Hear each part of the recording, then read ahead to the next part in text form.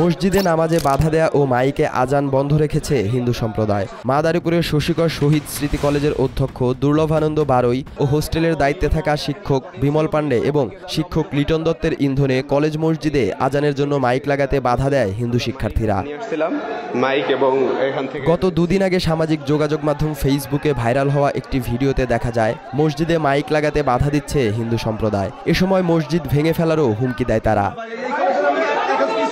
এর আগে গত ৯ নভেম্বর মুসলিম শিক্ষার্থীরা কলেজ মসজিদে আজান দেওয়ার জন্য মাইক লাগানোর প্রস্তুতিকালে অধ্যক্ষের ইন্ধনে শিক্ষার্থী পল্লব, সৈকত, লিখন বহিরাগত সন্ত্রাসী নিয়ে হামলা চালায়। এতে আহত হন আলভি রহমান, আফজাল, হাসিবুর ও নাহিদ সহ কমপক্ষে ৭ জন শিক্ষার্থী।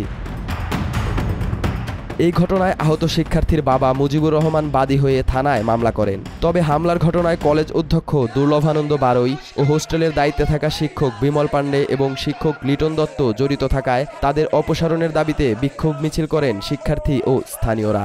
শহীদ স্মৃতি মহাবিদ্যালয়ের অধ্যক্ষ বাবু দুর্লভানন্দ বারৈর বিরুদ্ধে যে আনিত অভিযোগ, নিয়োগের বাতিলের যে আদেশ দেওয়া হয়েছে সেগুলো যাতে অনতিবিলম্বে কার্যকর হয়, আমরা তার জন্য আজকে এই মানববন্ধনে দাঁড়িয়েছি। অধ্যক্ষ দুর্লভানন্দের স্ত্রী একই কলেজের সমাজকর্ম বিভাগের প্রভাষক চম্পারানী মণ্ডল।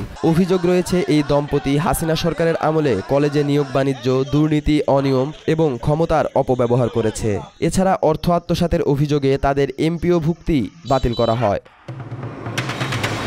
অধ্যক্ষ দুর্লভানন্দ বারৈ কলেজে যোগদানের পর থেকে আওয়ামী সরকারের ভয় দেখিয়ে হিন্দু ও মুসলিম শিক্ষার্থীদের মাঝে দাঙ্গা তৈরি করায় অধ্যক্ষ সহ অভিযুক্ত শিক্ষকদের অপসারণ করে বিচারের দাবি সচেতন মহলের। সালাউদ্দিন সাজু, বাংলা এডিশন।